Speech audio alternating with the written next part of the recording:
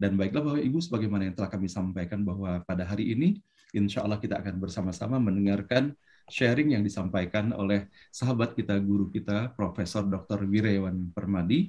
Namun sebelum itu, kita akan hantarkan terlebih dahulu kepada Bapak dan Ibu yang akan segera meninggalkan forum ini untuk melaksanakan tugas dan amanah yang diberikan kepadanya. Semoga senantiasa dalam lindungan Allah, dijauhkan dari wabah dan musibah, dan semoga apapun yang Bapak Ibu kerjakan dalam kebaikan senantiasa dalam rahmat Allah dan dapat berhasil dalam ridhonya. Dan kepada Bapak dan Ibu yang lainnya, sama-sama kita telah mendapati kini Bapak Profesor Wirayawan Permadi telah hadir bersama kita semuanya dengan topik yang sama-sama kita telah sampaikan pada pagi hari ini, yaitu menyangkut masalah haid ya, dan kista serta segala sesuatu yang terkait di dalamnya. Namun apabila di antara Bapak dan Ibu para peserta ada juga ingin menanyakan mengenai bayi tabung ya Prof ya, tentunya kita akan berikan juga peluang seluas-luasnya untuk menanyakan hal ini. Assalamualaikum warahmatullahi wabarakatuh Prof. Waalaikumsalam warahmatullahi wabarakatuh. Alhamdulillah Prof. Waalaikumsalam Pak Hasan. Alhamdulillah, terima kasih sekali Prof sudah berkenan hadir kembali di dalam forum ini. Ini adalah yang kedua kalinya Prof ya. Setelah terima kasih sama-sama Pak Hasan sudah diajak. Alhamdulillah Prof, kita bahagia sekali Prof selalu hadir di dalam majelis kita ini. Dan dari apa yang saya dapati dalam pembicaraan dengan sahabat-sahabat, ternyata topik yang Prof sampaikan dalam pertemuan yang lalu ataupun yang akan disampaikan pada hari ini adalah sesuatu ternyata yang banyak sekali dibutuhkan informasi-informasinya dari Prof. Baiklah Prof, saya tidak berpanjang lagi, kita masih bersama 451 orang peserta. Kepada Prof Wirayawan kami persilakan. Terima kasih Pak Hasan. Assalamualaikum warahmatullahi wabarakatuh. Waalaikumsalam warahmatullahi wabarakatuh. Saya izin, suara saya jelas ya Pak Hasan? Jelas Prof. Baiklah, terima kasih. Izin share screen terlebih dahulu. Silakan Prof. Ya, baiklah. Ya, sudah jelas kelihatan. Masih belum. Jadi pada hari ini slide-nya masih belum muncul Prof, masih proses sepertinya. Sudah. Nah, oke, udah. Sudah. Oke, baiklah. Terima kasih. Assalamualaikum warahmatullahi wabarakatuh. Waalaikumsalam ya, pada hari ini kita akan sama-sama barangkali mendiskusikan mengenai nyeri haid. Nyeri haid ya tentu saja nyeri haid ini kan penyebabnya juga bermacam-macam. Ada yang memang fisiologis normal pada seorang wanita reproduksi itu terdapat nyeri haid, dan ada juga yang disebabkan oleh penyakit lain. Salah satunya adalah endometriosis. Yang lain mungkin ada infeksi, pelengketan, dan lain-lain. Tapi yang banyak dijumpai dan sering terlambat diagnosisnya adalah nyeri haid yang diakibatkan oleh endometriosis, dan ini juga nanti akan dapat menyebabkan kista dan perlengketan. Jadi pada hari ini kita sama-sama membahas mengenai nyeri haid, nah sehingga mudah-mudahan apabila ini diketahui oleh masyarakat umum, nyeri haid ini barangkali diagnosisnya juga tidak akan terlambat. Ini adalah tampilan klinis dari endometriosis, mulai dari lesi yang superficial, yang minimal, jadi hanya terdapat bercak saja, bercak endometriosis, ya di daerah hidung telur, kemudian di belakang rahim, dan lain-lain. Ini pun sudah bisa menyebabkan nyeri. Nah, nyerinya itu pada endometriosis biasanya makin lama makin berat. Jadi setiap haid progresivitasnya makin meningkat. Nah kemudian setelah itu dia akan bisa membentuk suatu kista endometriosis. Dan kalau dia pecah atau kita lakukan operasi, cairannya seperti coklat. Maka kadang-kadang disebut juga kista coklat.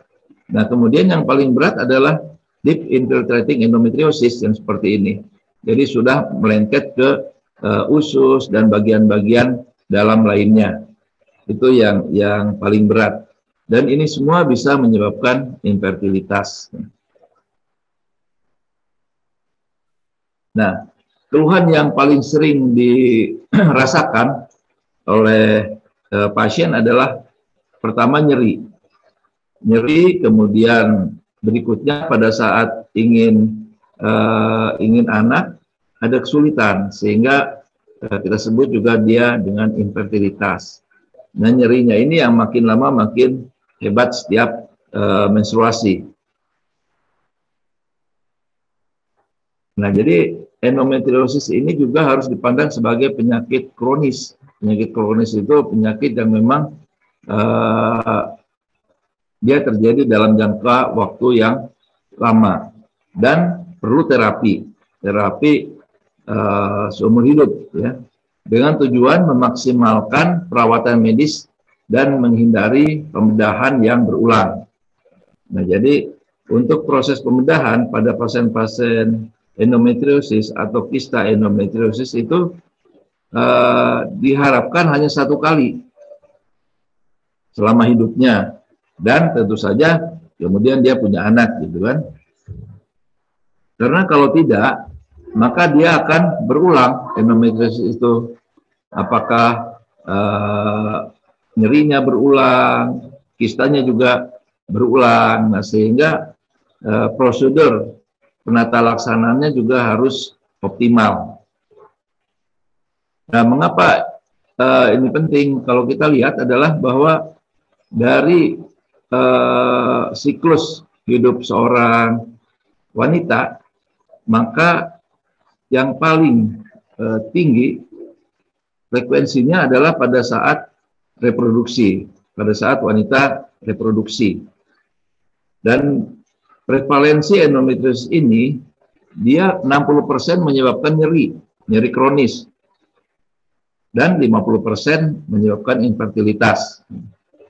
Jadi ini, dan kalau kita lihat bahwa masa reproduksi ini berhubungan dengan level hormon wanita, yaitu estrogen yang memang juga meningkat. Dan kalau kita lihat pada saat premenopause atau menopause, hormon estrogennya juga menurun. Nah, sehingga kejadian endometriosisnya juga menurun. Nah, kemudian mengapa ini juga penting? Karena 1 dari 10 wanita pada masa reproduksi menderita endometriosis. Dan tentu saja kadangkala nyeri haid ini dianggap sebagai sesuatu yang biasa, ya, sesuatu yang biasa. Nah, apa yang terjadi? Karena dianggap sesuatu yang biasa, maka diagnosisnya juga bisa terlambat.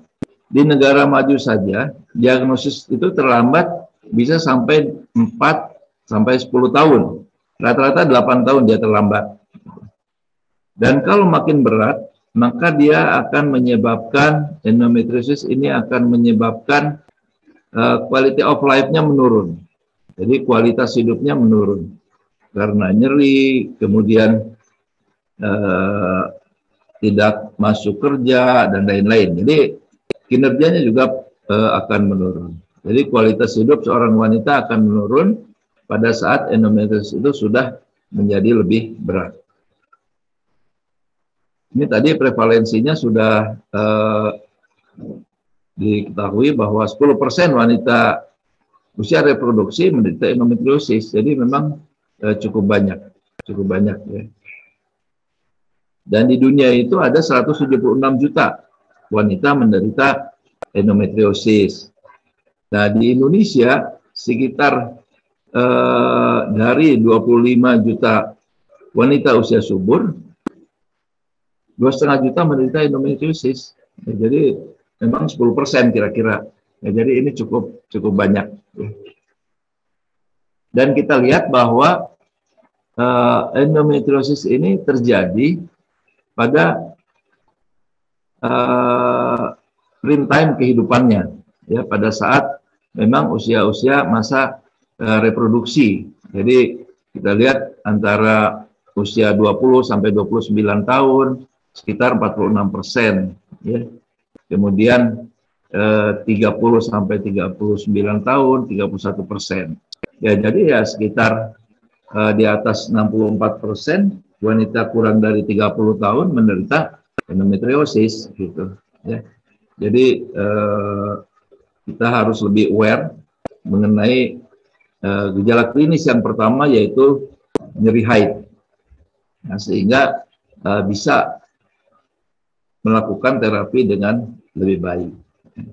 Nah, kemudian tentu saja hal-hal yang terkait dengan endometriosis itu sangat banyak, ya. Pertama adalah efek terhadap kualitas hidup, sexual life. Nah, jadi pada pasien-pasien endometriosis juga akan terjadi nyeri pada saat hubungan seksual. Kita sebut dengan dispareunia. Kemudian juga infertilitas, ya. Lalu sebab-sebab lain yang terkait dengan nyeri dan perlengketan. Obat-obat yang akan diberikan juga beraneka ragam. Nah, jadi yang penting adalah diagnosisnya, ya. Diagnosis endometriosis ini harus cukup cepat, gitu kan. Nah, kembali kita lihat bahwa keterlambatan di berbagai negara juga bermacam-macam, ya. Tapi antara 4 sampai 10 tahun terlambat diagnosisnya di negara maju. Nah, apalagi di kita, di Indonesia, gitu kan.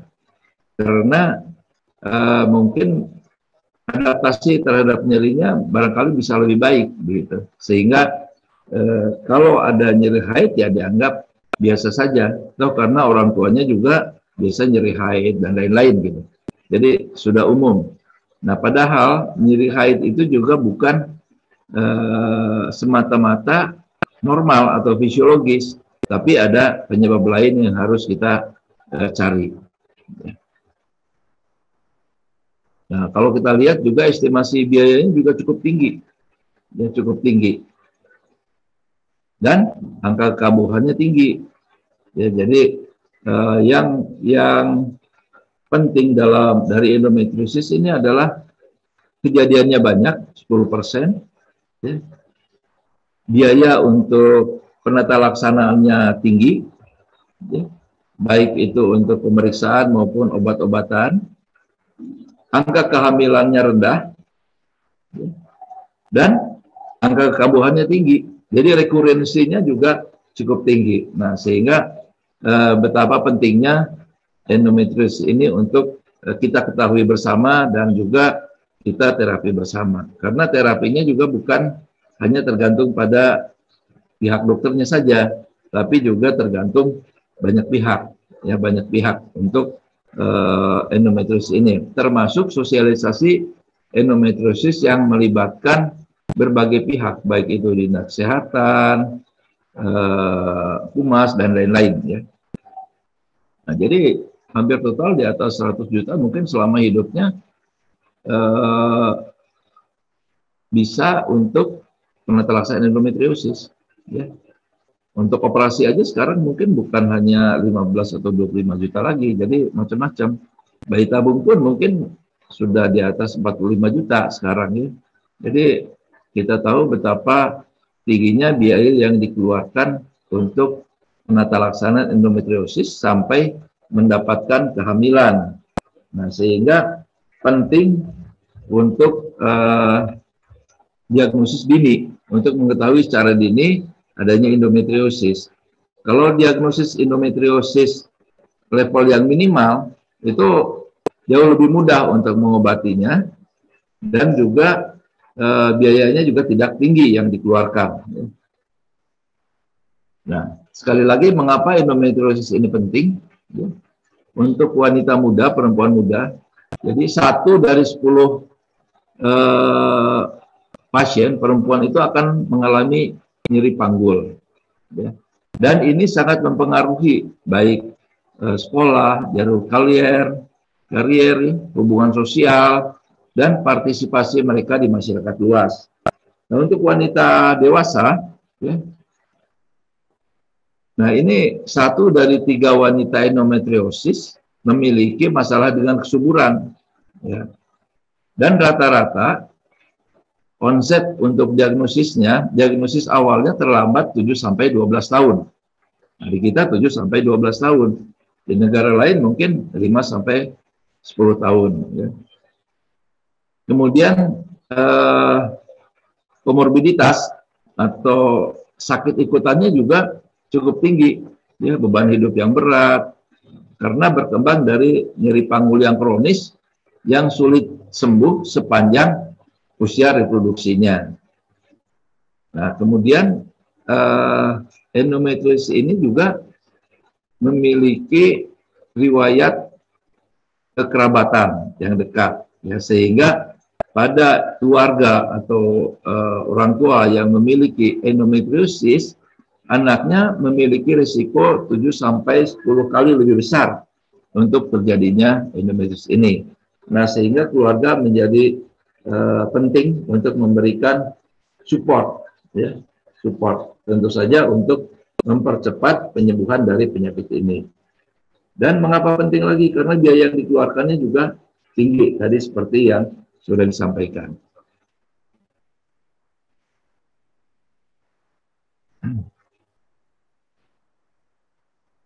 Kemudian, nah ini ada beberapa mitos yang terkait dengan endometriosis. Ya. Nah, mitos yang pertama itu tadi, nyeri haid ada hal yang normal, ya. Nah, mungkin karena ambang nyerinya yang agak berbeda.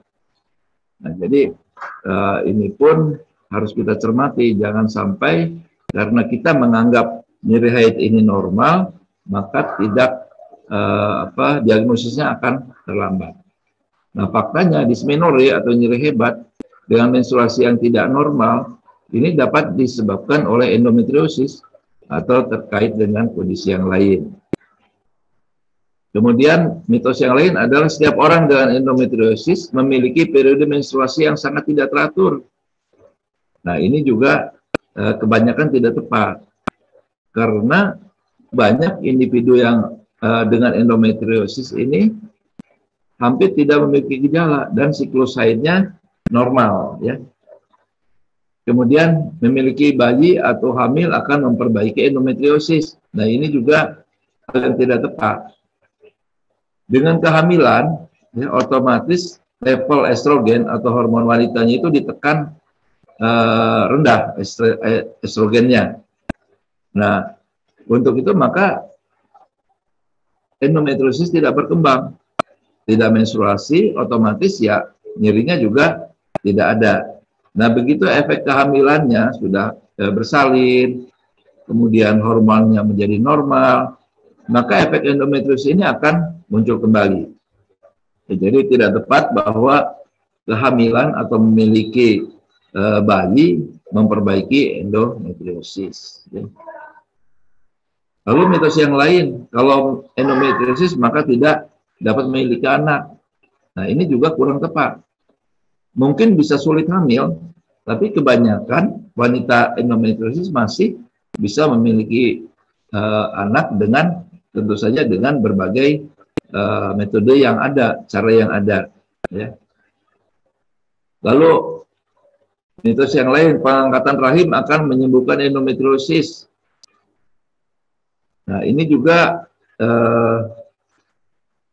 tidak seluruhnya tepat, ya, karena pada pengangkatan rahim atau bahkan pengangkatan hidung telur, gejala endometriosis ini nyerinya itu masih tetap ada, ya, masih ada nyeri ikutan yang memang terekam dalam ambang nyerinya tersebut. Ya, jadi itu hal-hal yang mitos yang ada di masyarakat. Ya. Nah, sedangkan untuk diagnosis, nah, pertama adalah keluhan nyeri. Ini yang paling mudah. Kalau seorang wanita dengan nyeri haid, pikirkanlah pertama adalah endometriosis. Apalagi kalau misalnya nyeri haid itu makin lama makin bertambah berat.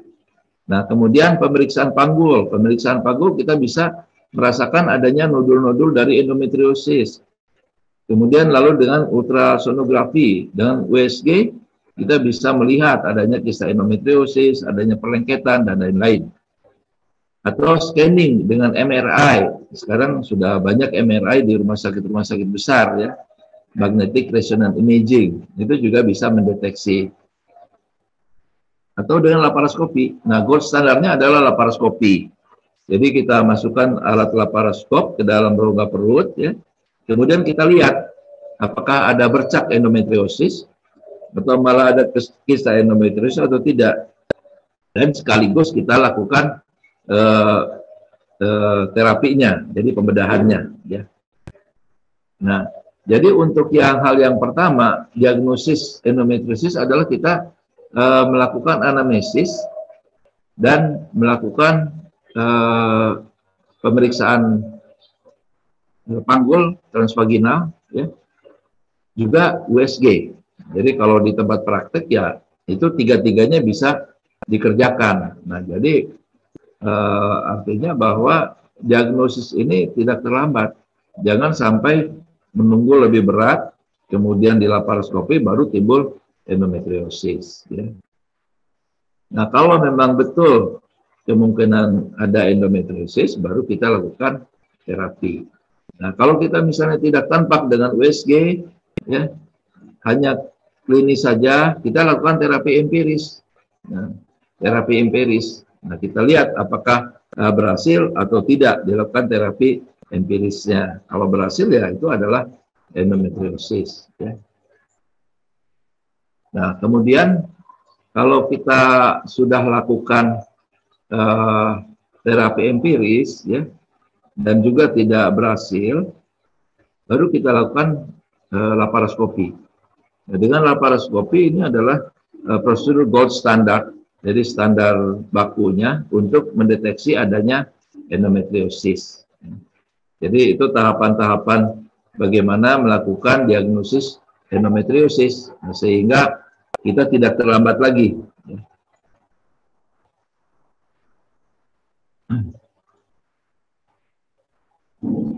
Nah, jadi sekali lagi, gejala yang utama dari endometriosis adalah nyeri dan infertilitas, ya, nyeri haid dan infertilitas. Ya. Dan level atau keparahannya mulai dari yang paling minimal, jadi yang superficial, ya, superficial ini pun sudah bisa menyebabkan nyeri karena adanya reaksi inflamasi, ya.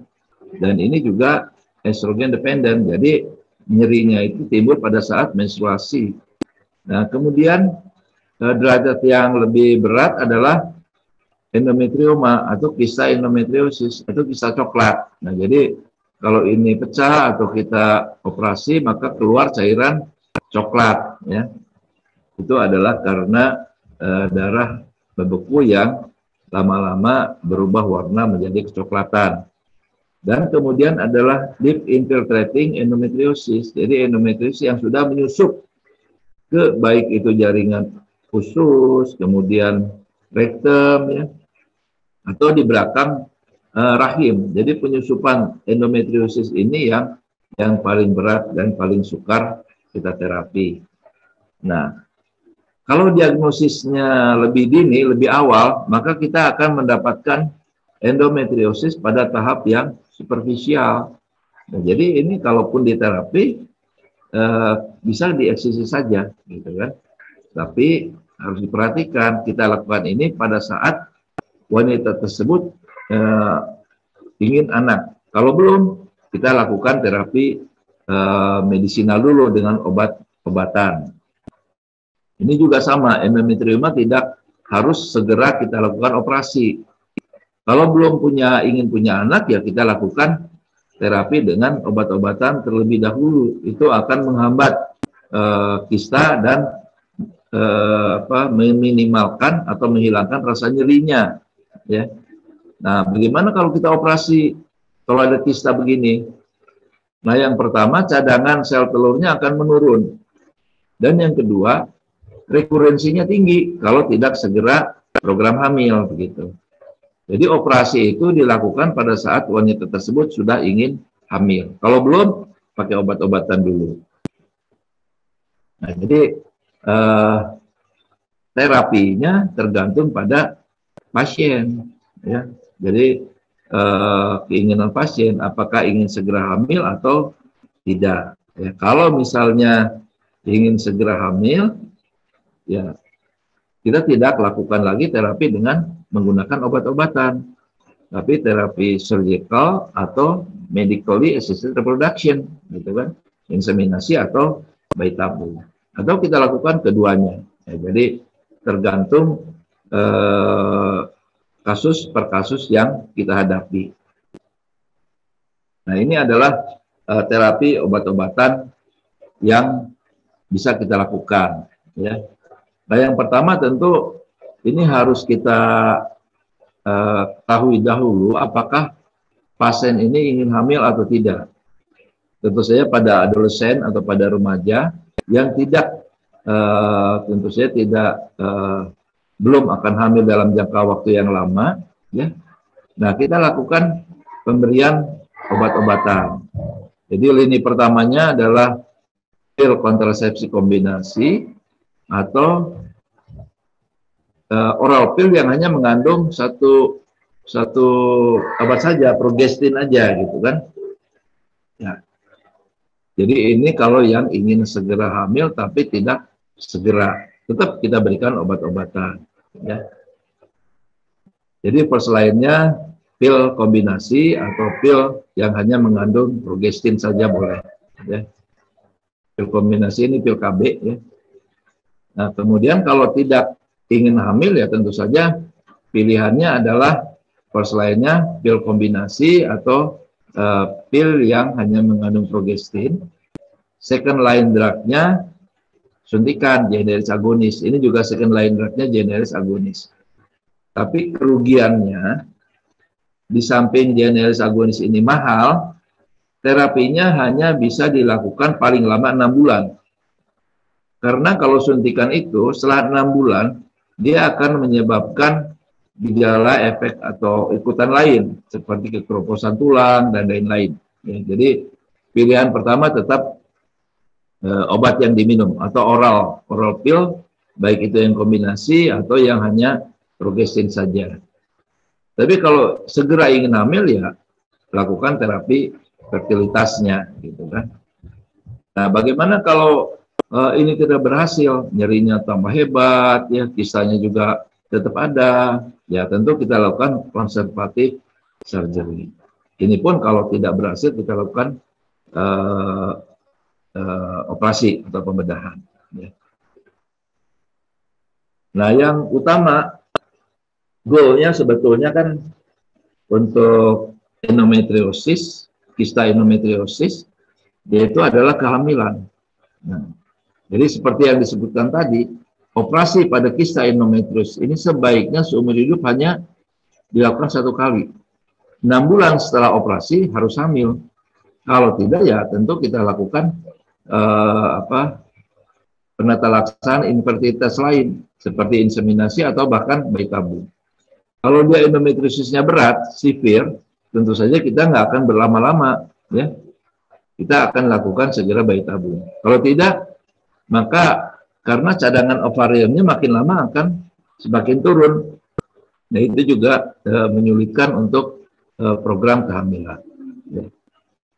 Nah, sekali lagi bahwa endometriosis ini penyakit kronis dan tidak bisa sembuh secara sempurna. Ya. Sehingga berbagai guidelines juga ini akan sangat hati-hati melakukan terapinya, apalagi terapi pembedahan.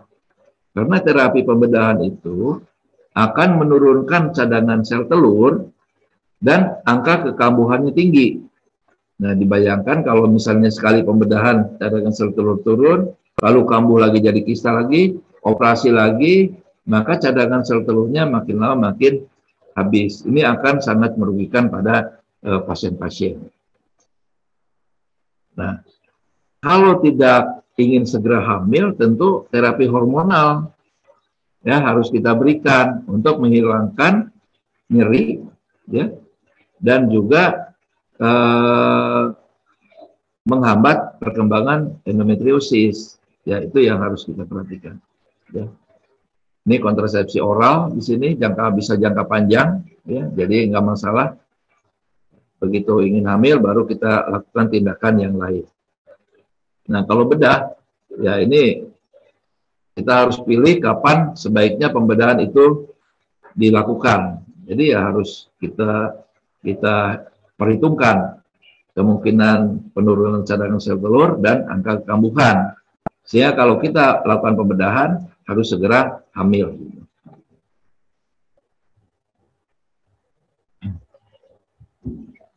Nah, jadi penanganan terkini adalah pertama hilangkan nyeri. Kalau misalnya masalahnya dengan infertilitas, fokus ke infertilitasnya, ya. Dan kurangi risiko progresivitas endometriosisnya.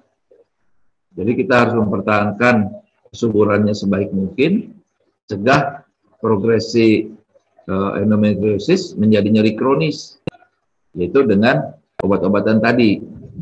Nah, kemudian lakukan operasi seminimal dan seterencana mungkin. Nah, jadi kita harus identifikasi pasien-pasien yang perlu pembedahan, kapan waktu yang terbaik untuk melakukannya. Nah, dan yang lebih penting adalah apa rencana selanjutnya setelah dilakukan operasi. Jadi tidak habis operasi selesai, itu tidak seperti itu. Karena apa? Karena seperti yang tadi disebutkan, bahwa angka kekambuhan endometriosis ini tinggi. Kalau misalnya pasien masih cukup lama ingin punya anak, ya, kemudian dia nyeri hebat dengan obat-obatan tidak bisa, ada kistanya, boleh kita lakukan terapi. Tapi setelah pembedahan tersebut, ya setelah kita lakukan pembedahan, kistanya diangkat, terus kemudian nodul-nodul endometriosisnya juga kita ablasi, ya kita hilangkan. Itu harus dilanjutkan dengan terapi. Terapinya pilihannya ada dua. Terapi dengan suntikan sebulan sekali, tapi terbatas 6 kali. Setelah itu dilanjutkan dengan terapi oral, obat-obatan yang diminum, ya. Atau kita lakukan terapi obat-obatan yang diminum, nggak apa-apa, untuk jangka waktu yang panjang. Ya. Kalau itu terpaksa kita melakukan operasi sebelum pasiennya ingin anak karena kondisi tertentu. Nah, kemudian ini bahwa sekali lagi pasien endometriosis ini butuh long life care plan. Jadi manajemen nyeri dan infertilitasnya, ya. Kalau nyeri, pertama kita lakukan adalah medical management. Artinya kita lakukan pemberian obat-obatan. Kalau gagal pemberian obat-obatan atau ingin anak, yang idealnya adalah kita lakukan operasi, ya. Operasi. Nah, kalau belum ingin anak, ya kita obat-obatan lagi. Ya, jadi penting menyesuaikan manajemen terapi endometriosis ini sesuai dengan kebutuhan pasiennya. Dan kedua adalah beratnya penyakit, derajat atau perluasan penyakit, usia, dan rencana untuk kesuburannya. Lalu juga pasien harus paham bahwa tindakan operasi dan efek samping dari medikamentosa ini dipahami betul, bukan hanya oleh pasien tapi juga oleh dokternya itu sendiri, ya, sehingga tidak terlalu lama pasien dalam keadaan endometriosis yang makin lama makin berkembang buruk.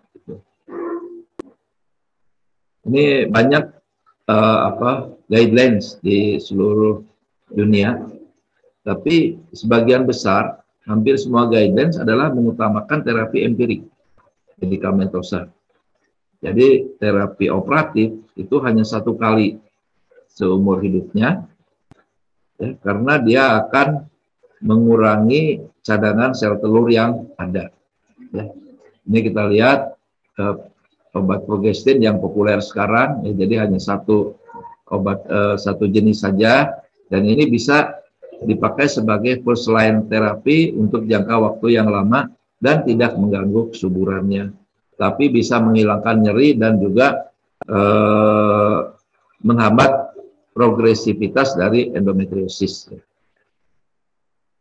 Ini kita lihat, ini adalah bercak-bercak endometriosis. Walaupun hanya bercak ringan seperti ini juga endometriosis yang merah ini juga sama. Ini akan menimbulkan rasa nyeri yang hebat. Nah, sehingga ini hanya bisa kita lihat dengan laparoskopi. Ya. Dan ini harus kita lakukan terapi. Ini kita ablasi, kita eksisi, ya, kita hilangkan. Kemudian diteruskan terapi dengan obat-obatan. Ini juga nyeri. Nah, jadi sekali lagi, semua guidelines, ada 8 guidelines di dunia, ya, yang menyebutkan, merekomendasikan laparoskopi untuk chronic pain. Tapi yang utama dulu adalah terapi medikamentosa. Kalau medikamentosa atau terapi yang diminum sudah tidak bermanfaat, baru kita lakukan operasi laparoskopi. Ya. Nah, setelah laparoskopi apa yang dilakukan? Tentu saja kita harus lakukan terapi dengan obat-obatan jangka panjang, kecuali kalau pasiennya segera ingin memiliki keturunan, kita harus lakukan terapi ke arah fertilitasnya. Ini adalah kista endometriosis yang tadi juga sudah dilakukan. Jadi semua guidelines ini menganjurkan untuk dilakukan kistektomi, pengangkatan kistanya, ya, dibandingkan dengan hanya menyedot saja cairannya. Cairan bisa kita sedot juga dengan transvaginal, ya, tapi itu akan selalu kambuh, gitu kan, rekurensinya tinggi. Jadi kita harus ambil kistanya, tentu saja dengan dinding kistanya, ya. Kemudian lalu kita terapi fertilitasnya. Tapi yang harus dilakukan adalah sebelum operasi kita periksa AMH. Ini kadar hormon, anti-Müllerian hormon. Ini adalah petanda cadangan sel telurnya seperti apa, gitu kan? Ya. Sebelum operasi dan sesudah operasi. Nah, bagaimana penurunannya? Jangan sampai AMH-nya itu jauh turun, karena otomatis kita akan memprediksi cadangan sel telurnya juga menurun jauh. Ya, jadi memang untuk operasi kista ini harus lebih hati-hati. Jadi penting diperiksa AMH sebelum operasi dan juga setelah operasi untuk menilai cadangan sel telurnya. Nah, sekali lagi, apakah operasi ini bermanfaat untuk infertilitas? Tentu saja sebagian besar ini mempunyai manfaat, terutama kalau kistanya itu lebih besar dari 4 cm. Nah, itu karena kalau kistanya besar, untuk bayi tabung pun dia akan menyulitkan mengambil sel telur yang ada. Nah, sekali lagi, kalau untuk infertilitas, ya, opsinya hanya operasi atau medical assisted reproduction. Jadi operasi atau bayi tabung, gitu kan. Nah, kalau setelah operasi bisa nanti terjadi kehamilan yang normal atau dilanjutkan dengan medically assisted reproduction. Medically assisted reproduction ini bisa inseminasi atau bayi tabung. Tidak direkomendasikan untuk melakukan terapi hormonal pada pasien-pasien endometriosis yang ingin anak, ya, dengan infertilitas. Jadi agak beda. Kalau tadi, kalau belum ingin anak, kita first line-nya adalah melakukan terapi dengan obat-obatan. Kalau infertilitas, yang infertil, pilihannya operasi atau medically assisted reproduction, ya, seperti itu. Nah, ini sama, kita lihat bahwa medical treatment ini untuk menurunkan nyeri, assisted reproduksi untuk meningkatkan kehamilan, ya. Nah, kalau misalnya operasi tentu saja harus dilakukan oleh orang yang kompeten. Nah, tentu saja harapannya bahwa pertama bebas endometriosis itu bebas nyeri, dan kedua tentu saja mempunyai anak atau mempunyai keturunan. Nah, sehingga banyak faktor yang bisa mendukung. Perkumpulan endometriosis itu ada. Jadi bulan endometriosis juga di kita ada endometriosis. Kemudian wadah untuk berbagi ada, dan yang penting adalah kerjasama antara dokter dan pasiennya, ya, sehingga sama-sama bisa memahami endometriosis dan bagaimana penata laksanaan endometriosisnya. Mungkin itu yang bisa saya sampaikan. Pak Hasan, barangkali ada beberapa yang ingin ditanyakan, kami persilakan. Terima kasih. Wassalamualaikum warahmatullahi wabarakatuh. Waalaikumsalam warahmatullahi wabarakatuh. Masya Allah, terima kasih Prof atas sharingnya yang luar biasa pada pagi hari ini. Saya yakin akan sangat bermanfaat sekali sebagai informasi dan boleh jadi juga sebagai solusi dari permasalahan yang dihadapi oleh para peserta ataupun boleh jadi ada sanak dan kerabat kita. Nah, saya akan mencoba, Prof, tadi ada masuk pertanyaan di kolom chat pada jam 6.56. Saya mencoba membacakannya di sini. Disampaikan pertanyaan ini oleh Ibu Tuti Jahir. Jadi beliau menanyakan proses terjadinya perlengketan dengan organ-organ sekitar pada endometriosis, sedangkan ini bukan suatu proses infeksi. Mohon penjelasannya, Prof. Ya, terima kasih. Jadi endometriosis ini memang betul bukan infeksi yang disebabkan oleh bakteri atau kuman yang lain, tapi ini adalah merupakan suatu proses inflamasi. Jadi tetap saja bisa menyebabkan perlengketan ke organ-organ yang lain. Ini sangat-sangat mungkin sekali gitu. Apalagi kalau misalnya nodul-nodul endometriosis itu kan bisa ada di indung telur, kemudian ada di belakang uterus, di rektum, dan lain-lain. Dan ini akan menyebabkan proses inflamasi yang makin lama makin besar, dan tentu saja proses inflamasi ini bisa menyebabkan perlengketan, bahkan bisa menyebabkan nyeri yang makin lama makin hebat. Jadi proses inflamasi kronis, Pak Hasan, dan ini bisa menyebabkan perlengketan yang hebat. Baik. Berikutnya, Prof, ada pertanyaan juga nih pada jam 7.03 dari Ibu Nuri Danardono. Beliau menanyakan apakah rahim yang sudah diangkat masih ada potensi adanya endometriosis atau kista, dan apa beda antara kista dan mioma? Ya, jadi asal dari endometriosis. Endometriosis itu adalah adanya jaringan endometrium di luar tempat yang seharusnya, jadi di luar rahim. Di luar rahim itu di luar dinding rahim. Kalau misalnya rahimnya sudah diangkat dan sebelumnya tidak ada endometriosis, maka mestinya tidak akan ada endometriosis, begitu kan?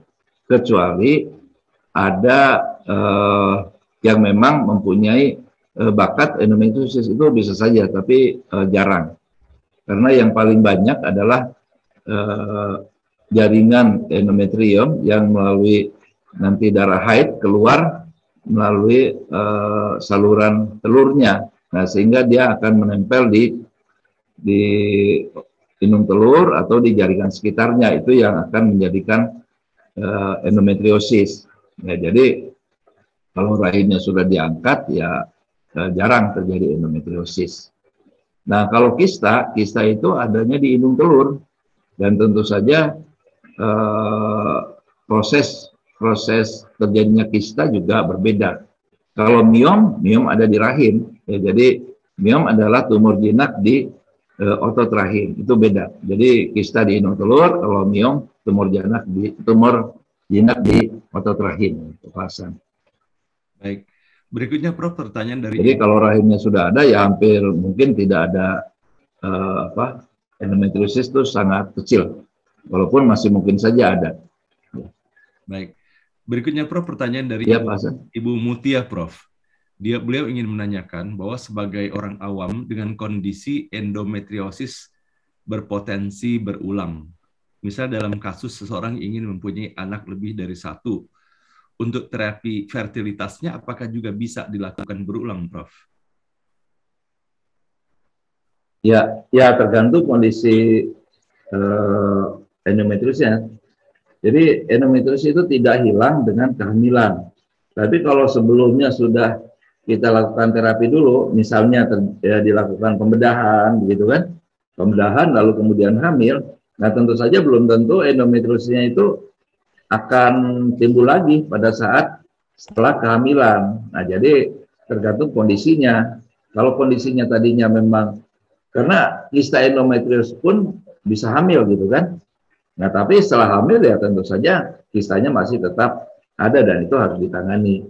Jadi sangat tergantung kondisi sebelum kehamilannya seperti apa. Kalau misalnya endometriosis sudah ditangani, sudah dilakukan operasi, ya kita berharap tidak recurrence gitu, tidak kambuh gitu kan. Jadi endometriosisnya juga tidak ada. Baik, terima kasih Prof. Nah, di sini Prof hadir juga Dr. Boy Busmar. Saya ingin sekali nih memberikan kesempatan kepada Bapak Dr. Boy Busmar, dikarenakan beberapa hari yang lalu di dalam forum terbatas kita ada membicarakan juga mengenai darah, tapi bukan darah menstruasi ya, Pak Boy. Jadi Pak Boy mungkin bisa berbicara, Prof, di dalam forum ini. Silakan Pak Boy. Ya, terima kasih Pak Hasan. Assalamualaikum warahmatullahi wabarakatuh. Waalaikumsalam. Terima kasih Prof. Wiryawan.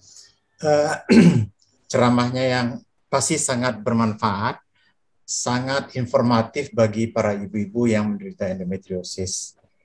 Jadi apa yang Prof uraikan itu memang lebih enak dipahami secara awam ya. Tapi kendala yang sering muncul dalam keadaan sehari-hari adalah tindakan operasinya yang diinginkan oleh pasien itu kan adalah yang minimal invasif itu, Prof, yang tanpa laparotomi. Dan tapi itu sering kendalanya adalah mengenai biaya. Jadi kadang-kadang pasien kita ini kan udah terekspos dengan dengan informasi bahwa operasi yang lebih kurang nyerinya, lebih sedikit perdarahannya, lebih pendek masa perawatannya kan ada perlaparoskopi. Tapi ternyata juga biayanya sangat mahal. Kendala yang sering kita temukan demikian, Prof. Dan kedua, ada kendala lain adalah jaminan dari BPJS untuk tindakan-tindakan operasi kalau kita rujuk ke tempat yang ada fasilitas perlaparoskopi itu. Jadi kadang-kadang rujukannya kendalanya dari BPJS.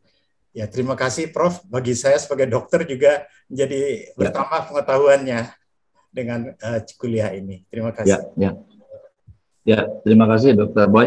Jadi betul bahwa harusnya sih biayanya nggak berbeda dengan laparotomi kalau laparoskopi. Ya. Dan juga laparoskopi ini dengan BPJS itu juga ditanggung, Dr. Boy. Jadi banyak pasien-pasien di kita, terutama kalau di Bandung kan di RSAS ya, yang banyak itu di RSAS kista endometriosis kita lakukan laparoskopi. Dan setelah itu kita lakukan terapi hormonal juga ditanggung oleh BPJS. Itu bisa diinikan. Hanya kalau di swasta ya memang sepertinya jauh lebih mahal. Walaupun sih hasilnya tetap sama begitu kan. Hanya kan dikhawatirkan kalau laparotomi perlengkapannya akan agak lebih luas seperti itu.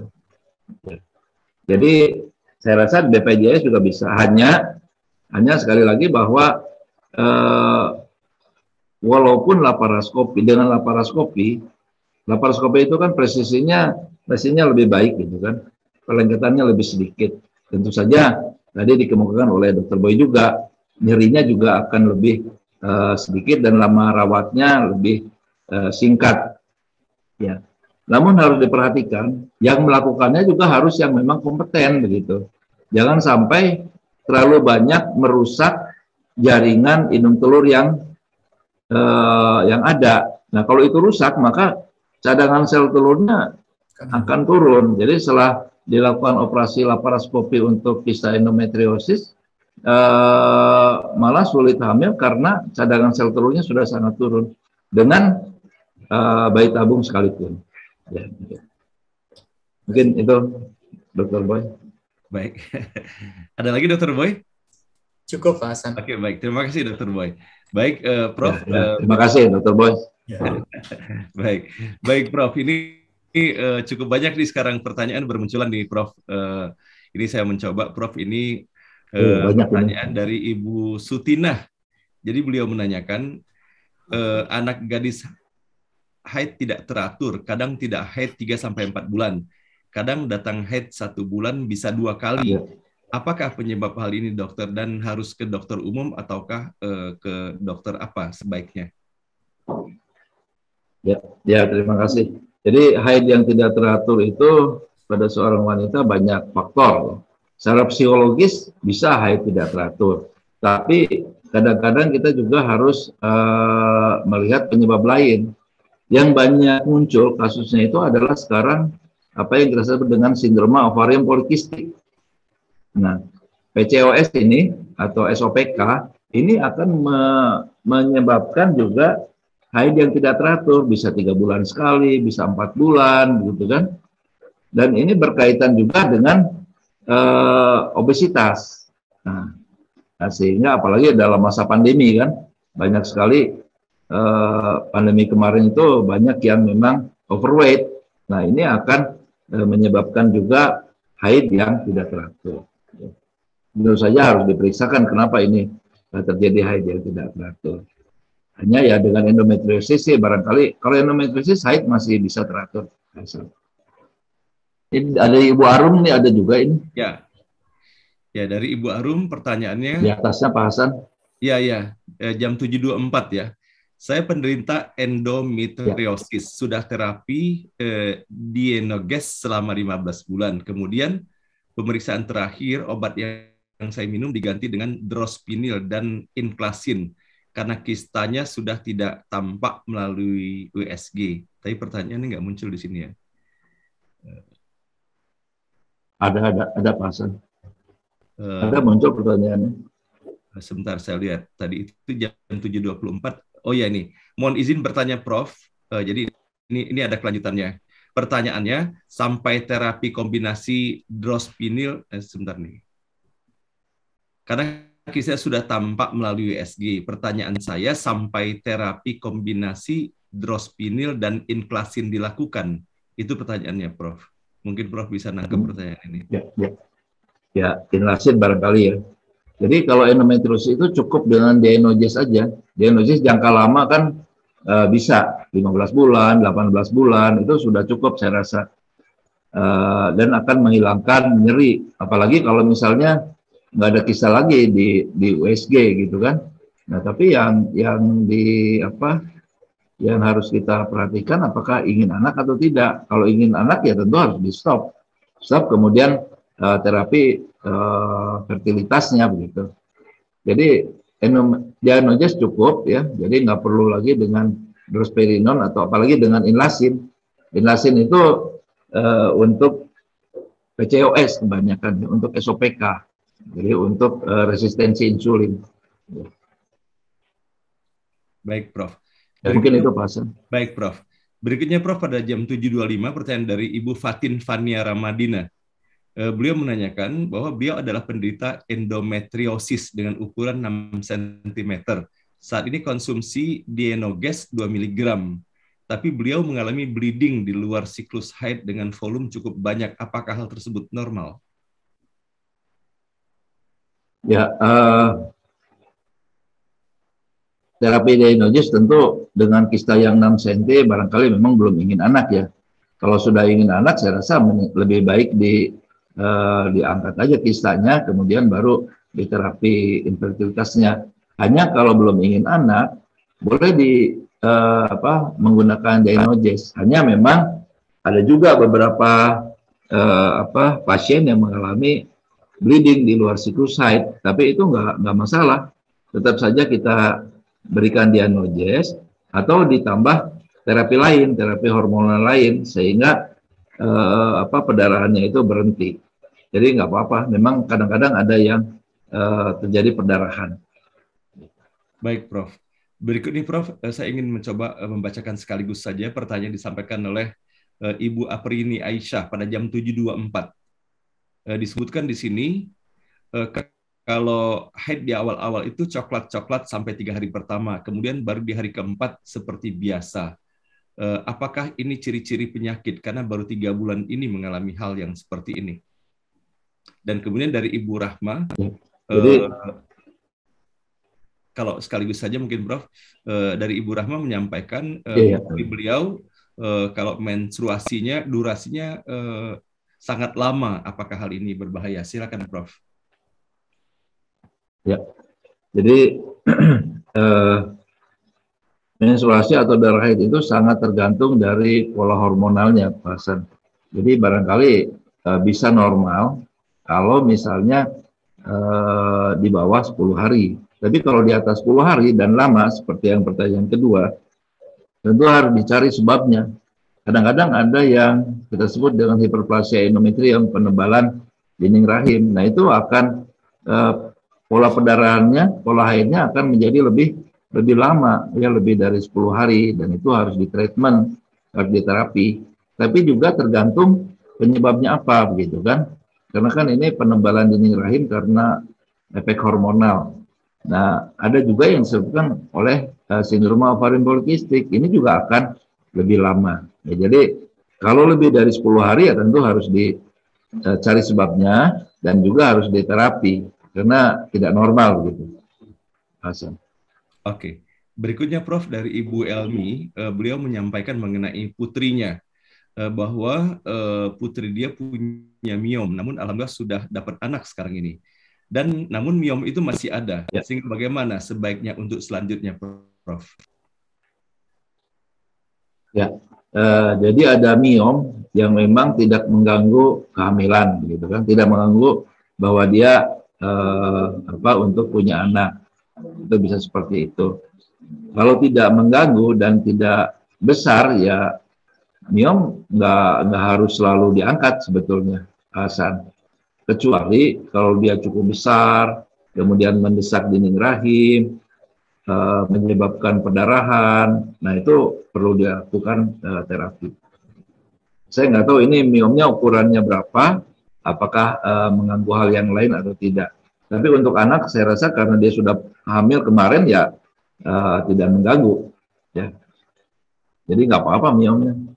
Tapi ya tergantung ukurannya juga itu berapa. Kalau makin lama makin besar ya harus diangkat juga. Baik, Prof. Berikutnya Prof dari Ibu Fani. Beliau menanyakan bagaimana cara melakukan deteksi dini endometriosis dan apakah jika menemukan pasien dengan tanda gejala endometriosis harus segera dirujuk ke dokter SPOG?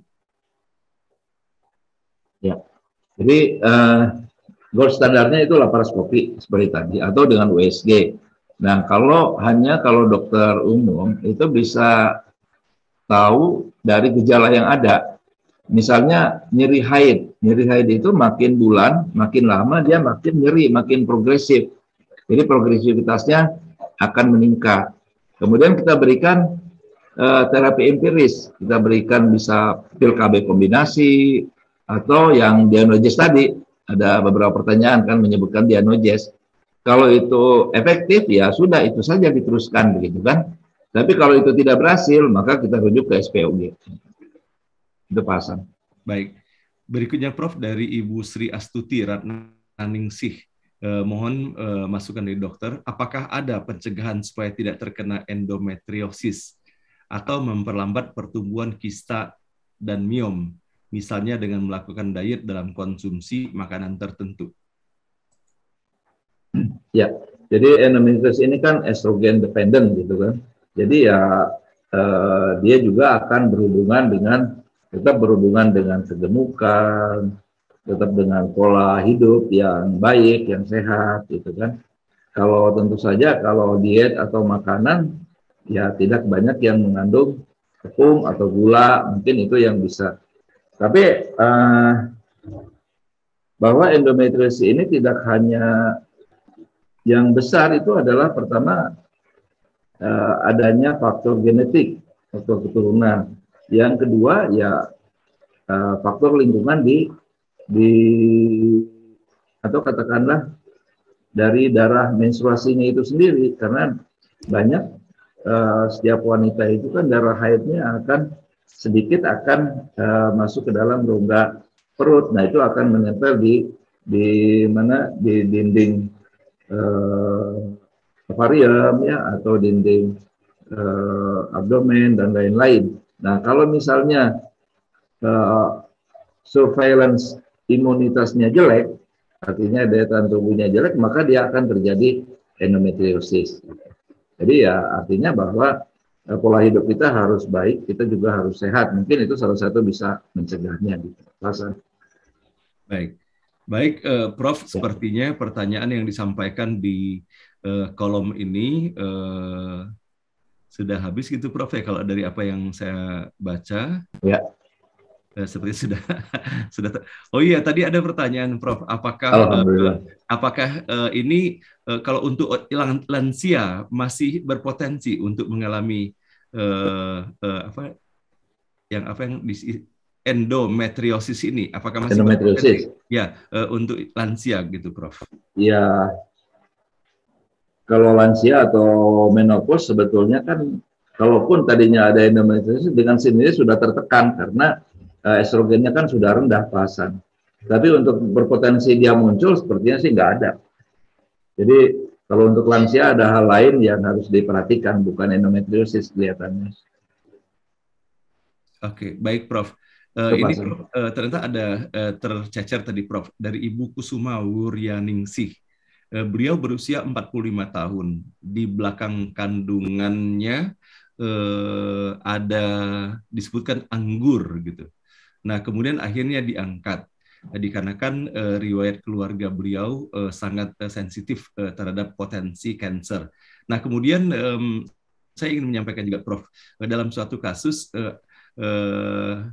ada seorang ibu menjalani KB, kemudian ternyata pada saat menjalani KB itu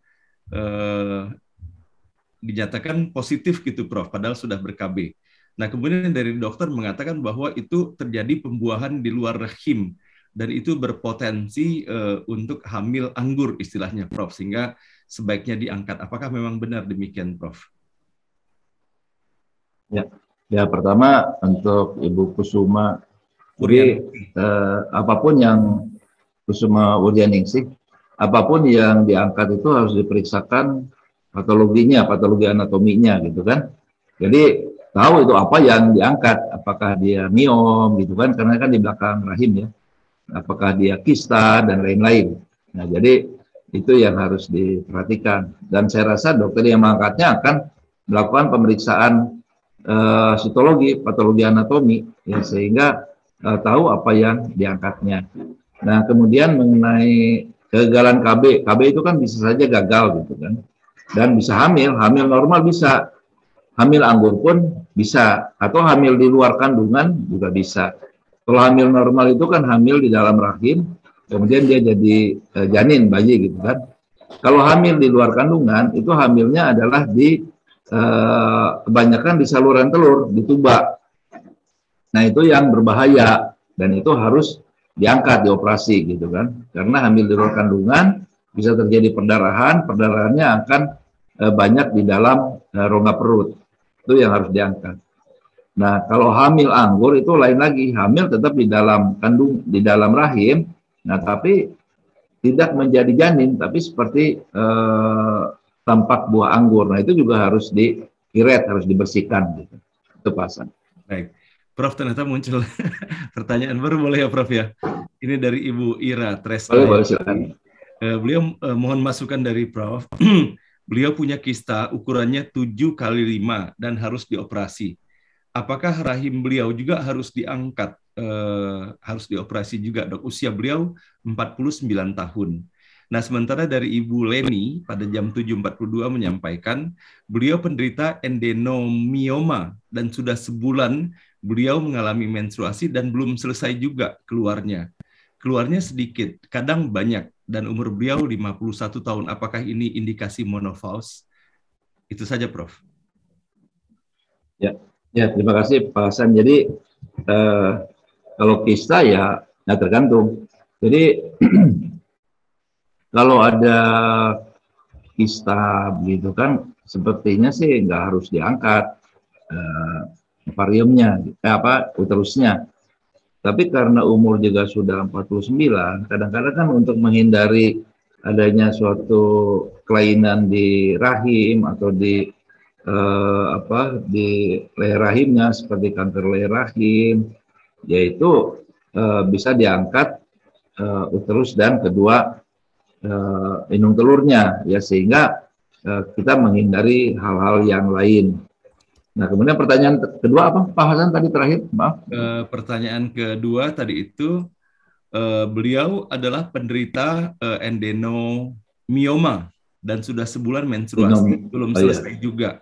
Keluarnya sedikit, kadang banyak. Umur beliau 51 tahun. Apakah ini indikasi menopause?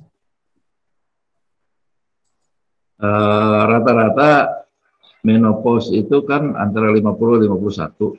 Ya. Mungkin adanya menstruasi banyak dan lama itu bisa juga karena adenomiomanya atau mioma atau adenomiosisnya gitu kan. Jadi belum tentu, tapi kalau misalnya umur 50 ya sudah pramenopause, sudah mau menopause.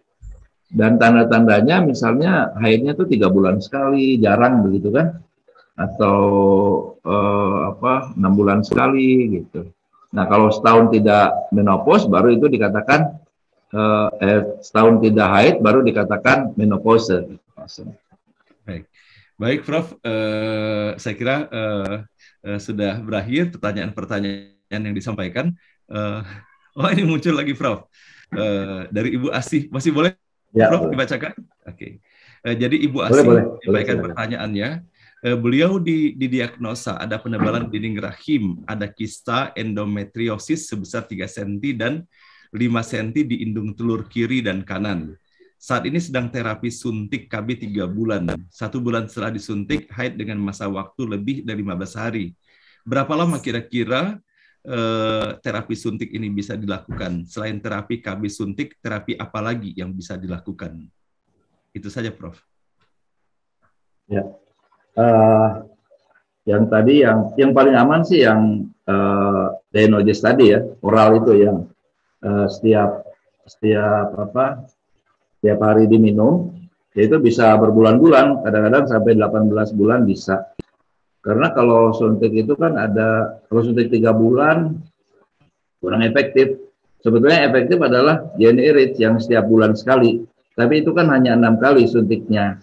Nah, jadi untuk jangka lama juga kurang bagus gitu kan. Yang bagus adalah pil tadi ya, pil progestin yang tadi beberapa sudah mengkonsumsinya yang disebut dengan Denoges tadi. Jadi barangkali bisa minum pil seperti itu daripada suntik 3 bulan gitu. Baik. Kalau suntik 3 bulan kan kayak suntik KB aja, pasan ya. Baik, Prof. Baik, Prof.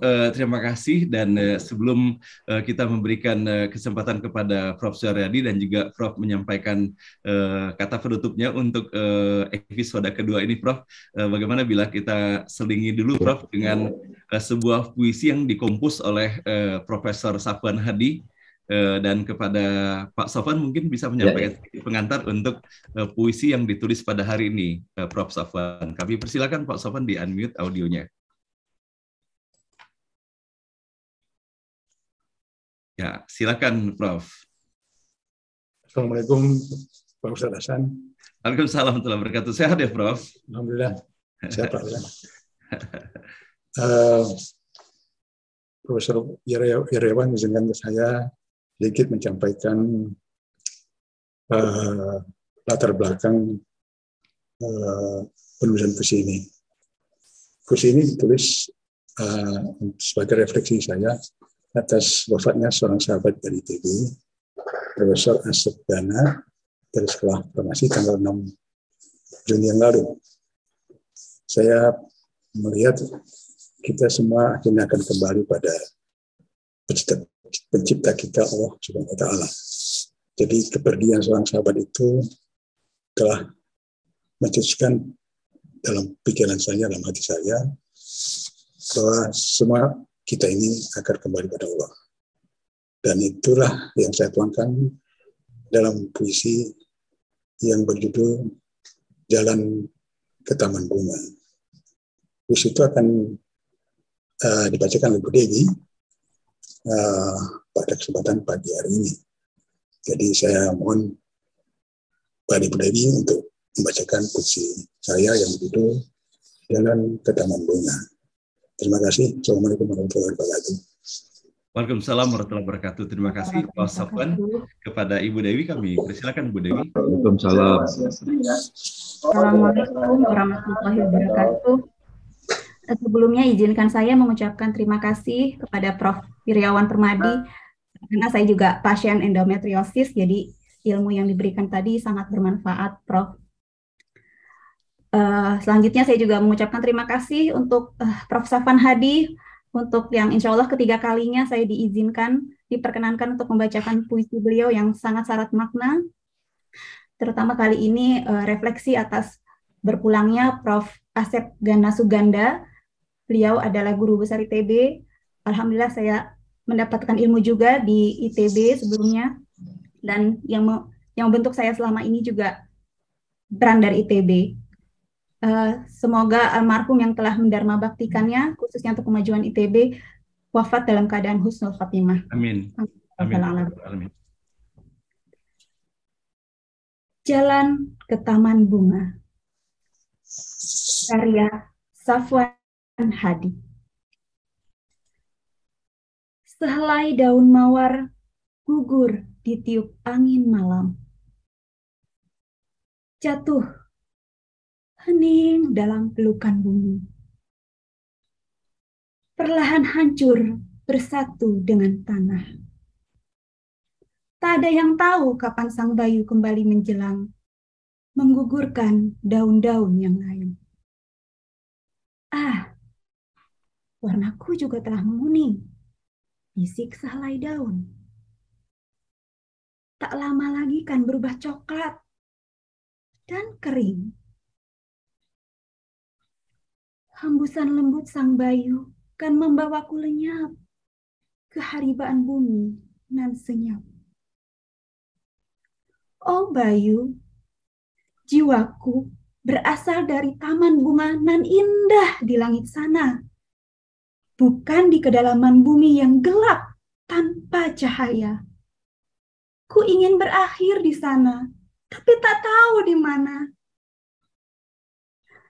Tunjukilah aku jalan pulang ke taman bunga milik sang kekasih, agar saat tiupanmu datang menyapa, yang kurasakan hanya kasih sayangnya, dan yang kusebut hanya namanya. Oh kawan, bisik sang bayu. Jadilah pencuri malam saat daun-daun lain lelap dalam tidurnya. Ketuklah pintu rumah Ar-Rahman, sang penjaga taman. Bakarlah egomu dengan nyala api kasih sayangnya dalam sujudmu. Mintalah kepada sang pemilik taman untuk menghapus ketakutan, kebencian, sombong, rakus, dan kecenderungan menilai daun lain dari hatimu. Agar kau bebas dari derita dunia nan fana ini. Bila kasih sayang sang pemilik taman telah bersemi di hatimu, jiwamu kan naik, membumbung tinggi di antara bintang-bintang, menyeruak menembus galaksi, dan temukan ribuan cara agar selalu bersamanya. Dan rasakan indahnya cinta. Segala hasratmu kan sirna, kecuali hanya ingin merasakan hangatnya dekapan kasih sayangnya. Oh kawan, cinta adalah jalan menuju taman bunga milik Ar-Rahim, sang kekasih. Mabuk cintalah, karena hanya cinta yang dapat mengantarkanmu ke sana. Jika cinta ada di hatimu, kau akan melihat keindahan di setiap diri. Dan kau akan temukan jalan pulang ke taman bunga yang kau rindu. Bertemu dengan pemiliknya dan sahabat-sahabat tercinta yang telah pergi meninggalkanmu. Bandung, 9 Juni 2022. Wassalamualaikum warahmatullahi wabarakatuh. Waalaikumsalam warahmatullahi wabarakatuh. Terima kasih Ibu Dewi. Waalaikumsalam warahmatullahi Dan wabarakatuh. terima kasih Prof. Sofwan yang selalu menghadirkan pesan-pesan melalui tulisan dan bahasa yang indah dalam puisi-puisi yang pada pagi hari ini disampaikan oleh Ibu Dewi yang menyampaikannya pun dengan sepenuh hati. Mudah-mudahan Prof. Sofwan sehat walafiat selalu dan terus menginspirasi forum ini dengan puisi-puisi berikutnya. Terima kasih Prof. dan terima kasih Ibu Dewi. Terima kasih Bu Dewi. Baiklah Bapak dan Ibu yang dirahmati Allah, bersama-sama kini sebelum kita mendengarkan kata terakhir untuk presentasi beliau pada hari ini melalui Profesor Wiryawan, kita akan undang terlebih dahulu untuk menyampaikan sambutan dan komentarnya kepada Prof. Soryadi. Kami persilakan.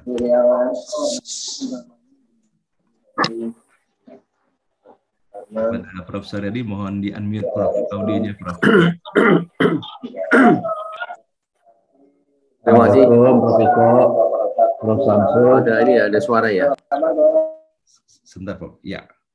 Oke, silakan Prof.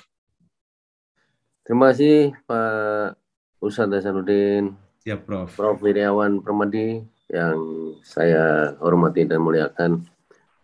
Bapak Ibu sekalian, peserta ngaji bareng online yang masih bertahan 255 orang. Assalamualaikum warahmatullahi wabarakatuh. Waalaikumsalam warahmatullahi wabarakatuh.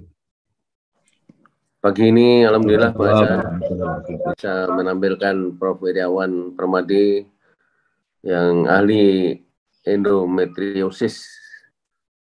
Dan ini penyakit ibu-ibu ya, jadi memang yang respon ya hampir semuanya ibu-ibu kecuali Dokter Boy. Dan ini memang penyakit yang banyak dijumpai para wanita dan menjadi penyebab utama seringnya tidak bisa punya keturunan ya. Saya sendiri punya pengalaman pribadi Prof. Wiryawan, itu anak saya. Anak saya ini memang penderita endometriosis yang tadinya nggak tahu sama sekali, sehingga sampai hampir 7 tahun nggak punya anak. Sudah bayi tabung beberapa kali, di Jakarta 2 kali, di Paris sekali. Yang keempatnya di Penang. Nah, baru di Penang itu ketahuan bahwa dia punya endometriosis. Karena punya endometriosis sehingga ketika sebelumnya mau bayi tabung di Jakarta maupun di Paris, itu IVF-nya sulit menempel ya. Ya, sehingga ya tidak terjadi kehamilan. Hanya waktu di Penang kira-kira 5 tahun yang lalu, dokternya tahu di treatment sebelumnya, sehingga akhirnya bisa berhasil hamil yang pertama 5 tahun lalu. Yang sebenarnya kemudian rencana bayi tabung kedua itu 2 tahun yang lalu, persis pas mau pandemi COVID ya, sehingga tinggal proses bayi tabungnya kemudian nggak jadi karena pas mau berangkat udah lockdown. Tetapi kemudian dilanjutkan beberapa minggu yang lalu kita bersama-sama ke Penang lagi untuk proses bayi tabung kedua. Nah, ini memang sedang menunggu hasil positifnya di tanggal 13 nanti. Ya, mohon doa Bapak Ibu sekalian, mudah-mudahan berhasil bayi tabung yang kedua ini ya. Jadi sebenarnya kasus begitu lumayan bahayanya suami istri tidak punya keturunan ini, salah satu yang paling utama memang mempunyai endometriosis tetapi tidak tahu, sehingga ya memang tidak akan atau sulit sekali terjadi kehamilan ya. Dari penjelasan Prof. Wirawan tadi juga harus diangkat dulu apakah berupa miom atau kista.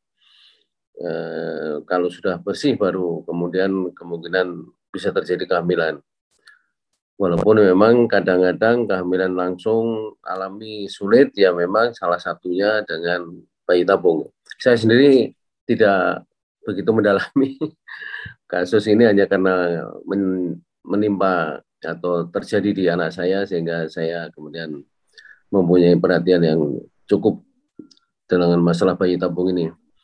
Jadi mungkin mohon sedikit penjelasan dari Prof. Wirawan yang sangat menguasai bidang ini karena beliau spesialisnya dan sudah sangat terkenal. Hanya anak saya tahunya terlambat. Jadi dia WA ke saya, wah nyesel sekali kalau tahu dari dulu mungkin beda ya. Tapi ini Allah sebenarnya takdir Allah memang seperti itu. Jadi kita alhamdulillah masih bisa punya anak pertama dan insya Allah ini nanti anak kedua bisa lahir kembali. Dan saya kira pertanyaan-pertanyaan dari ibu-ibu, sebagian besar ibu-ibu tadi dan juga ya, Dr. Boy Bismar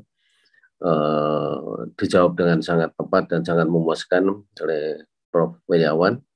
Dan dengan mengikuti kegiatan ini, berbagai hal yang menimpa Bapak Ibu sekalian, terutama ibu-ibu ke depan bisa diatasi dengan datang ke Bandung ya. Dokter Prof. Wirawan prakteknya di Bandung ya?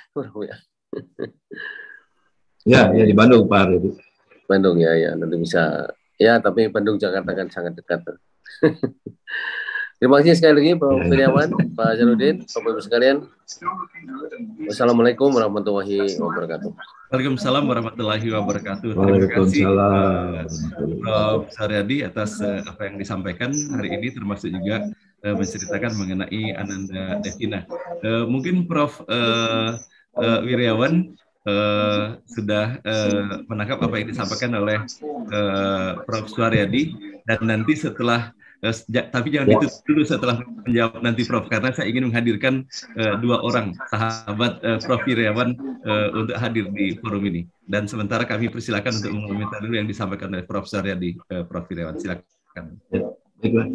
Ya, terima kasih Pak Hasan. Ya betul Prof. Suryadi, seperti yang dikemukakan tadi juga bahwa yang jadi masalah buat kita, bukan hanya buat kita saja, tapi di seluruh dunia itu nyeri haid itu dianggap seperti normal gitu kan. Nah sehingga diagnosisnya itu terlambat, bisa sampai 4 sampai 10 tahun, di kita malah 7 sampai 12 tahun terlambatnya. Jadi itu sangat-sangat terlambat sekali, sehingga kita harus aware. Artinya juga bukan hanya dokterin saja, tapi barangkali sosialisasi ke masyarakat luas juga harus lebih digalakan lagi, barangkali begitu Pak Hasan. Dan tentu saja bukan di Bandung saja, di Jakarta juga ahli-ahli infertilitas dan endometriosis ini banyak.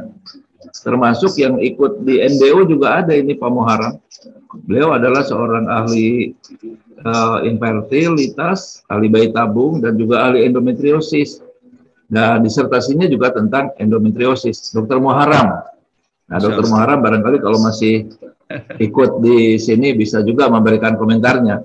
Karena dulu waktu saya memberikan paparan mengenai bayi tabung, beliau juga ngechat saya.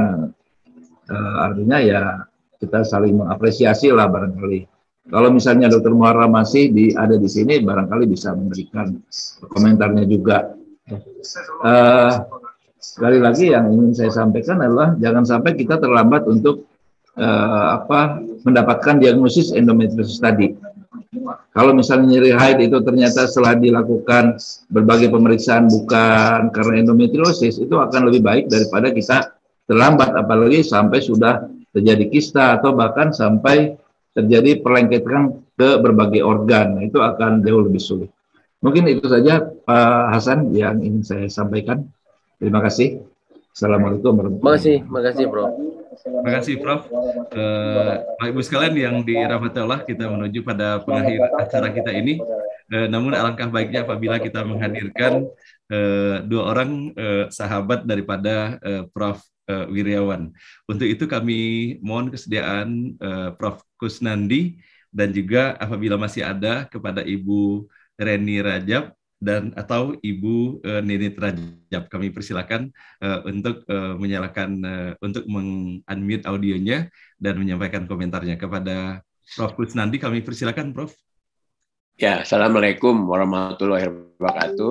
Waalaikumsalam warahmatullahi wabarakatuh. Waalaikumsalam warahmatullahi wabarakatuh. Ya, Pak Suharyadi, Pak Ustadz, dan juga kepada Dr. Wiryawan, saya udah kenal lama, teman-teman main saya di Unpad dengan Prof. Wiryawan, dan saya tahu betul kapasitas Prof. Wiryawan ini dalam hal umpamanya bayi tabung, terus penyakit-penyakit yang berhubungan dengan endometriosis dan sebagainya. Jadi saya sangat menghargai sepak terjang daripada Prof. Wiryawan ini. Demikian dari saya. Demikian Prof. Wiryawan dari saya. Selamat ya atas ininya yang bagus sekali tadi presentasinya. Demikian wabillahi taufiq wal hidayah. Wassalamualaikum warahmatullahi wabarakatuh. Demikian Pak Hasan. Siap, Prof. Terima kasih, Prof. Kusnandi. Dan berikutnya kita akan meminta juga sedikit komentar dari Ibu Ninit Rajab. Kepada Ibu Ninit Rajab kami persilakan. Ya, baik. Assalamualaikum Pak Hasan, Prof. Suharyadi, Prof. Wir, sobat saya dari tahun 78, lama sekali. Saya sedikit ingin menyampaikan bahwa bagaimana Prof. Wir ini sangat peduli pada pasiennya. Kalau ilmunya sih sudah tidak diragukan lagi karena sudah profesor, tapi bagaimana kesehariannya. Pada waktu tahun 2009 ini udah lama sekali, saya juga menderita bermacam-macam tumbuh di dalam alat reproduksi, mulai dari miom, kista, dan lain sebagainya. Tapi karena Dr. Wir itu sahabat saya malu. Jadi saya malah nggak datang ke Dr. Wir. Itu membuat Dr. Wir kaget gitu. Loh, kenapa kok nggak ke saya gitu? Saya ke temannya Dr. Wir. Kemudian dijanjikanlah untuk operasi. Nah, pada hari operasi, sampai di ruang operasi, yang saya lihat adalah Dr. Wir. Jadi percuma aja saya lari-lari dari Dr. Wir, ternyata Dr. Wir hadir dalam operasi saya. Sehingga saya sangat malu bagaimana ini caranya ya. Akhirnya karena Dr. Wir tahulah pasti saya malu, jadi saya dikasih Valium dulu supaya tidur, baru dilakukan segala sesuatunya. Mungkin nggak tahu Dr. Wir mungkin nggak lupa atau masih ingat. Nah, sesudah itu tahun 2009 itu Prof. Sesudah itu pada saat bangun sudah nggak ada Dr. Wir. Aduh, barangkali tadi lihat ini saya sudah setengah mati. Hari besoknya dan beberapa hari kemudian seterusnya ternyata yang visit saya adalah Dr. Wir. Jadi bagaimana kasih sayangnya Dr. Wir pada temannya, segitu saya sudah tidak memilih Dr. Wir karena malu, tapi ternyata setiap hari Dr. Wir memvisit saya. Demikian pedulinya Dr. Wir pada pasien, termasuk sahabat-sahabatnya. Jadi alhamdulillah kita mendapatkan seorang dokter yang dengan kepekaan sosial yang sangat tinggi. Demikian Pak Hasan, Prof. Suharyadi. Ada sedikit tambahan dari saya, itu cucu saya lahirnya mau Prof. Wir itu. Oh iya. Yang anak, yang ibu itu sudah semuanya itu mau Prof. Wir itu. Sama Prof, cucu saya juga lahirnya sama Prof. Wir. Luar biasa. Luar biasa. Terima kasih Bu Ninit Rajab, luar biasa. Segar sekali apa yang Ibu Ninit ceritakan pada pagi hari ini, membangun suasana terasa sekali bagaimana kedekatan ikatan silaturahim yang luar biasa antara Ibu Ninit dengan Prof. Wiryawan. Nah, ada request satu lagi ini katanya, kita menghadirkan juga Ibu Reni Rajab katanya. Apakah Ibu Reni Rajab ada? Karena saya tidak mendapati tertulis atas nama siapa, mungkin. Sama Ibu Reni itu saya, Pak. Astagfirullahaladzim. Masya Allah. Oh, Bu Reni panggilannya Bu Ninit ya? Iya. Itu panggilan saya itu Bu Ninit. Masya Allah. Mohon maaf Bu Ninit. Saya tanya Ibu Ninit terus. Oke, baik. Baiklah Ibu sekalian yang berbahagia. Inilah pada pagi hari ini lengkap sekali ya. Kita tidak hanya mendapatkan pencerahan mengenai bagaimana menjaga kesehatan, terutama hari ini untuk ibu-ibu luar biasa sekali saya kira manfaatnya. Namun kita dapatkan juga suguhan indahan silaturahim ya antara Prof. Kusnandi, kemudian dengan Prof. Wiryawan dan juga Ibu Ninit dengan Prof. Wiryawan yang kemarin Ibu Ninit ya mensyukuri nikmat ulang tahunnya. Namun ada puisinya yang belum dibacakan oleh Pak Yasmil. Katanya mau dibacakan bersamaan ulang tahun Prof. Suharyadi saja, kemarin saya dapat berita, betul Ibu Ninit ya? Nggak apa-apa Pak Hasan, terima kasih Pak Hasan. Mau disampaikan hari ini atau pas ulang tahun Prof. Suharyadi yang saya dengar? Tapi nanti kalau Pak Suharyadi saya ingin fit sekali bisa tampil. Batuk, Pak. Terima kasih. Batuk sangat. Oke, jadi apakah yang untuk puisi Ibu Ninit mau dibacakan hari ini Pak Yasmil? Enggak, terima kasih. Masih ini batuk. Oke, baik. Kurang. Terima kasih. Baik, terima kasih Pak Yasmil. Baiklah Bapak dan Ibu yang dirahmati Allah, kita sampai pada penghujung acara kita pada hari ini. Sama-sama kita ingin mendengarkan kata penutup ya untuk sesi hari ini yang disampaikan oleh Prof. Wiryawan. Kepada beliau kami persilakan. Silakan Prof, tolong di-unmute audionya.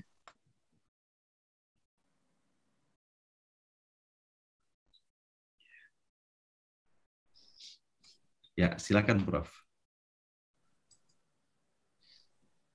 Masih di-mute itu Prof.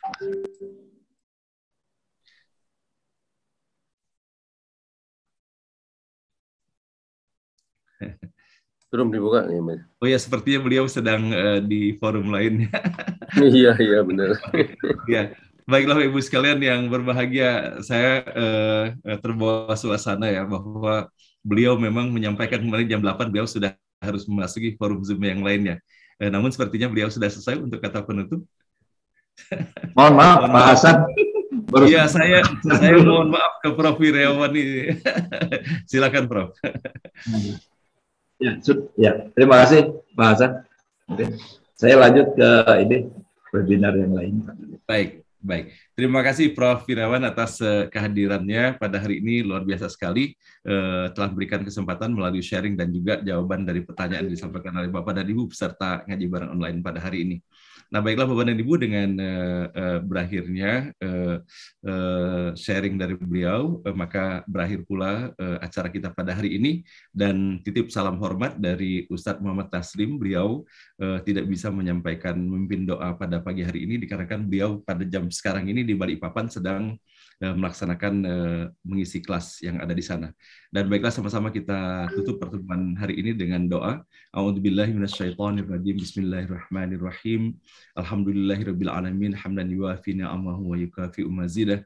Ya Rabbana lakal hamdu kama yanbaghi li jalali wajhikal karim wal azim sultanik. Allahumma shalli ala sayyidina Muhammadin wa ala ali sayyidina Muhammad.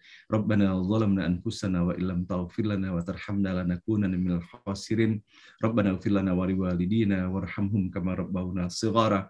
ولجميع المسلمين والمسلمات والمؤمنين والمؤمنات الأحياء منهم والأموات ربنا لا تزغ قلوبنا بعد إذ هديتنا وهب لنا من لدنك رحمة إنك أنت الوهاب رب اشرح لي صدري ويسر لي أمري واحلل عقدة من لساني يفقهوا قولي ربنا لا تؤاخذنا إن نسينا وأخطأنا ربنا ولا تحمل علينا إصرا كما حملته على الذين من قبلنا ربنا ولا تحملنا ما لا طاقة لنا به wa'fu anna waghfir lana warhamna anta maulana fansurna 'alal qaumil kafirin. Dan Bapak Ibu sekalian yang dirahmati Allah, sama-sama pula kita mendoakan di pagi hari ini, innalillahi wa inna ilaihi rajiun, telah berpulang ke rahmatullah saudara dari Bapak Komaruzzaman, yaitu Bapak Ahmad Jimar, dalam usia 88 tahun, dan sama-sama pula kita mendoakan untuk guru besar ITB yang telah disampaikan dalam bentuk puisi tadi oleh Profesor Safwan, yaitu untuk Profesor Asep Gana Suganda. Semoga Allah Subhanahu wa taala menerima seluruh amal mereka dan mengampuni segala dosa dan salahnya. Allahumma ighfir lahum warhamhum wa'afihim wa'fu anhum wasi' mudkhalahum akrim nuzulahum waghsilhum bil ma'i was-salji wal barad. Rabbana atina fid dunya hasanah wa fil akhirati hasanah wa qina adzabannar. Wa sallallahu ala sayyidina Muhammadin nabiyil ummi wa ala alihi wa sahbihi ajmain. Subhana rabbika rabbil izzati amma yasifun wa salamun alal mursalin walhamdulillahi rabbil alamin. Demikian Bapak Ibu sekalian yang dirahmati Allah, Profesor Wiryawan, kemudian Prof. Suaryadi, Ibu Ninit, Prof. Kusnandi, Ibu Dewi, serta Bapak dan Ibu semuanya. Terima kasih atas segala perhatiannya. Mohon maaf lahir dan batin. Wabillahi taufiq wal hidayah. Wassalamualaikum warahmatullahi wabarakatuh.